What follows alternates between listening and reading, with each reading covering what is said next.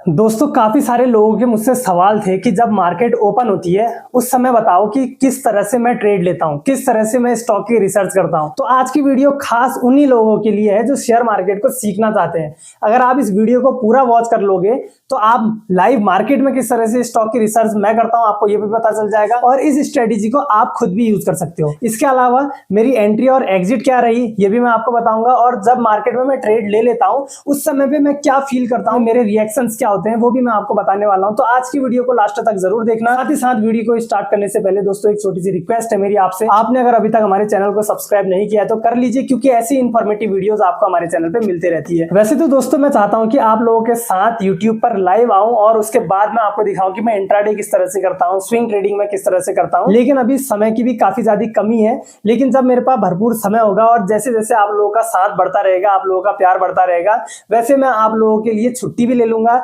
अपने जॉब से और छुट्टी लेने के बाद मैं लाइव आकर आप लोगों को दिखाऊंगा कि मैं स्विंग ट्रेडिंग किस तरह से करता हूं, क्योंकि मैं बाइंग नहीं सेल भी करता हूं, शॉर्ट सेलिंग भी करता हूं। लेकिन ये अलग मैटर है, इसके बारे में फिर कभी बात करेंगे। लेकिन आप लोगों को के जो भी सवाल रहते हैं ओपन मार्केट में मैं स्टॉक किस तरह से लेता हूं इसके बारे में बताऊं। वैसे तो दोस्तों मैं जो ये लैपटॉप है इसमें भी दिखा सकता था, मैं डेस्कटॉप है उसमें भी कर सकता था, लेकिन इनमें मैं ना करने के मेरे दो रीजन है। पहले तो जॉब का प्रेशर, दौड़ भाग काफी ज्यादा करनी पड़ती है और दूसरा काफी सारे लोग ऐसे हैं जिनके पास लैपटॉप नहीं है, डेस्कटॉप नहीं है, वो चाहते हैं सिर्फ मोबाइल से हम ट्रेडिंग किस तरह से कर सकते हैं। तो आज की वीडियो में मैंने बाइंग, सेलिंग और स्टॉक रिसर्च मोबाइल से की हुई है ताकि उन्हें भी पता चले दोस्तों कि ट्रेडिंग जो है वो लैपटॉप और कंप्यूटर के अलावा मोबाइल से भी की जा सकती है। इसलिए आप टेंशन मत दो, अगर आपके पास मोबाइल है तो आप मोबाइल से भी बेशक प्रॉफिटेबल ट्रेडर बन सकते हो। तो स्टॉक रिसर्च करने के लिए मैं क्या करता हूं, वैसे मैंने एक बार आपको पहले बताया भी हुआ है कि ओपन मार्केट में जब मार्केट ओपन होती है आपने गूगल में सर्च करना होता है स्टॉक नियर अपर सर्किट। तो देखिए जिस तरह से मैं कर रहा हूं, मैंने stock near upper circuit search किया गूगल में। जैसे आप सर्च करोगे तो काफी सारी वेबसाइट आ जाएंगी।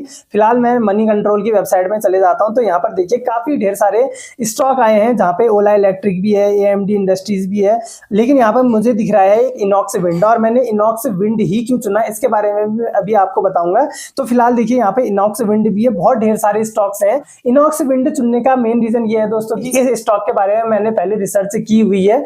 बाकी जो स्टॉक थे जैसे ओला इलेक्ट्रिक है उसको मैंने ऑलरेडी बाई किया था जिससे मैंने अपना आज का प्रॉफिट बना दिया। इसके अलावा जो बाकी कंपनियां थी, जो बाकी स्टॉक्स थे वो उनके बारे में मुझे फंडामेंटल पहले रिसर्च करनी पड़ती है और फंडामेंटल अगर मैं रिसर्च करता, टेक्निकल एनालिसिस करता तो दोनों चीज करने में समय काफी निकल जाता और जब मैं ट्रेड में एंट्री बनाता तो उस समय तक हो सकता था कि ट्रेड का प्राइस और ऊपर बढ़ जाए। इसलिए इनॉक्स विंड जब मुझे दिखा तो क्लियर चीजें थी क्योंकि मैंने फंडामेंटल चीजें देख रखी थी कंपनी की और मुझे पता थी कि फंडामेंटली कंपनी कितनी स्ट्रांग है या फिर कितनी वीक है। इसके बाद मैं क्या करता हूं दोस्तों कि जब मैंने स्टॉक ढूंढ लिया उसके बाद मैं अपने ब्रोकर को ओपन करता हूं, जो भी डीमैट अकाउंट जिसमें मैंने बनाया हुआ है उसमें मैं सर्च करता हूं अपना यही सेम स्टॉक और उसमें मैं कर देता हूं टेक्निकल एनालिसिस। क्योंकि टेक्निकल एनालिसिस इस वजह से क्योंकि फंडामेंटल एनालिसिस मुझे इसका पता ही था, लेकिन आप एक बार फंडामेंटल एनालिसिस भी जरूर करिएगा। तो देखिए जब मैंने इसमें अपना टेक्निकल एनालिसिस किया तो उसमें मुझे पता चला कि जो स्टॉक है वो बुलिश है, बुलिश ट्रेंड पे चल रहा है। तो इसको मैंने अपनी एंट्री बनाना ज्यादा प्रेफर समझा तो मैंने इसको मार्केट में ही स्वाइप अप कर लिया, क्योंकि अगर मैं लिमिट लगाता तो लिमिट लगाने के लिए हो सकता था जो प्राइस है थोड़ा सा और ऊपर चले जाए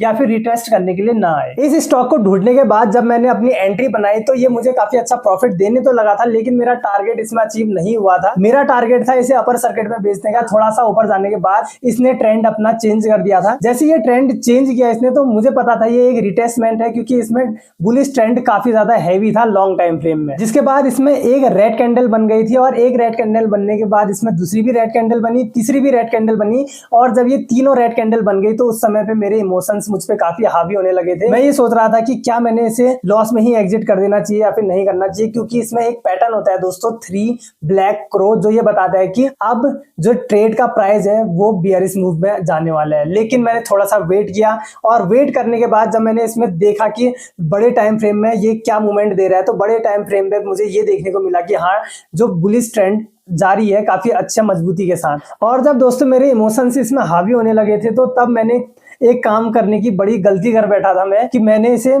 मार्केट प्राइस में ही सेल कर देने की कोशिश करी। लेकिन जब मैंने इसमें ऑर्डर ऑलरेडी लगाया हुआ था 209 पॉइंट पे तो मेरा जो नया ऑर्डर था वो ऑलरेडी फेल हो गया था। फिर मैं ऑर्डर वाले सेक्शन में दोबारा गया और ऑर्डर मॉडिफाई करने के लिए गया ताकि इसको मैं लॉस में ही सेल कर देता हूं, ताकि और ज्यादा लॉस ना हो और जो मेरा फंड है वो फंसे ना, रिलीज हो जाए। लेकिन उसी समय मेरे दिमाग की घंटी बची और मुझे लगा कि जब मैंने इसमें एंट्री बनाई है, जब मेरे इमोशंस मुझ पे हावी हो रहे हैं फिलहाल, और जब मैंने इसके सारी चीजें देखी, फंडामेंटल मुझे पता है, टेक्निकल एनालिसिस मैंने की है, तो मुझे अपने टेक्निकल एनालिसिस पे डाउट ना करते हुए इसमें थोड़ा सा वेट करना चाहिए। और सेम मैंने यही काम किया, मैंने वेट किया दोस्तों, और वेट करने के बाद मुझे इतना अच्छा परिणाम मिला कि जो मेरा टारगेट था 209 रुपए का, वो मुझे मेरा टारगेट मिल गया था। और टारगेट मिलने के बाद वो थोड़ा सा नीचे आया, लेकिन उसके बाद इसमें अपर सर्किट भी लग गया। तो इस तरह से दोस्तों आज मैंने ओपन मार्केट में स्टॉक का रिसर्च किया, और ये वीडियो बनाने का मकसद मेरा ये है कि आपको पता चले कि मैं किस तरह से स्टॉक का रिसर्च करता हूँ, मेरे इमोशंस क्या होते हैं। और इसके अलावा जब मार्केट में आप कोई ट्रेड लेते हो या फिर वो उस समय लॉस पे गया रहता है, तो गलत डिसीजन मत बनाओ।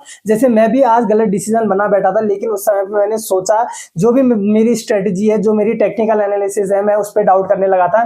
मैंने ये सारी चीजों को दूर रखते हुए थोड़ा सा पेशेंस बनाया, वेट किया, और वेट करने के बाद दोस्तों रिजल्ट आपने देख ही लिया कि मुझे काफी अच्छा प्रॉफिट भी हो गया। सो आज का ऑल ओवर जो मेरा प्रॉफिट रहा था दोस्तों 5,000 रुपए का रहा था, जिसे मैंने काफी अच्छे ढंग से सेव कर दिया ताकि नेक्स्ट डे मैं काफी अच्छा प्रॉफिट बुक कर सकूं। जिसमें से जो 5,000 का प्रॉफिट है उसमें से मैंने आधा प्रॉफिट ही अपना निकाला, आधा प्रॉफिट मैंने BTST करने के लिए रखा है, ताकि नेक्स्ट डे जो मुझे अभी 2-2,500 रुपए का प्रॉफिट दे रहा है, वो नेक्स्ट डे और अच्छा प्रॉफिट दे। तो इस तरह से दोस्तों जब मार्केट खुली रहती है उस समय पे मैं स्टॉक का रिसर्च करता हूँ। ये सिर्फ एक तरीका है, इसके अलावा भी बहुत ढेर सारे तरीके हैं जिससे मैं स्टॉक रिसर्च करता हूँ, और उन सारे तरीकों के बारे में मैंने वीडियोस बनाई हुई है हमारे यूट्यूब चैनल पे, लॉन्ग वीडियोस आप जाकर देख सकते हो। इस तरह से आप भी स्टॉक रिसर्च कर सकते हो लाइव मार्केट में। और इमोशंस कंट्रोल करना, अपनी साइकोलॉजी कंट्रोल करना, ये मेन है दोस्तों। अगर आपने इसको कंट्रोल कर दिया तो आपकी जो स्ट्रेटेजी है, जो आपकी टेक्निकल एनालिसिस है, वो काफी अच्छे तरीके से काम करेगी। क्योंकि आज जो मेरी टेक्निकल एनालिसिस है, जो मैं करता हूं,